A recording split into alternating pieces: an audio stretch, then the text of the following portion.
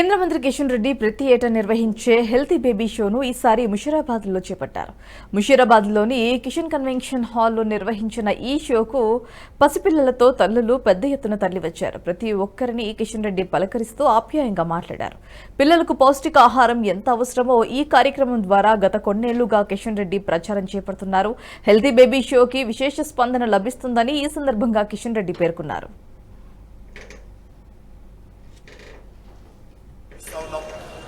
ఆ యొక్క కిడ్స్ అందించేటువంటి కార్యక్రమంలో భాగంగా ఈరోజు మషీరాబాద్లో మరి పసిపిల్లలందరూ కూడా తల్లి బిడ్డలను పిలిచి వాళ్ళతో మాట్లాడి వాళ్ళ కిడ్స్ అందించే కార్యక్రమం చేయించాం. ఈ భవిష్యత్తులో అన్ని ప్రాంతాల్లో కూడా రానున్న రోజుల్లో నిర్వహిస్తామని చెప్పి ఈ సందర్భంగా మనవేస్తాము. ఎందుకంటే ఈనాటి పిల్లలే రేపటి భారతం కాబట్టి ఖచ్చితంగా వాళ్ళు ఆరోగ్యంగా ఉండాలి. మరి ఈరోజు మనకు అనేక రకాల చైతన్యమైంది.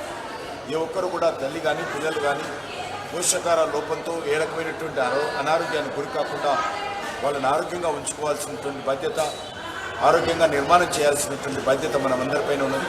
కాబట్టి దిశలో కృషి ఇప్పటికే కేంద్ర ప్రభుత్వం మరి మహిళల సంక్షేమ విషయంలో అనేక కార్యక్రమాలు తీసుకుంటుంది.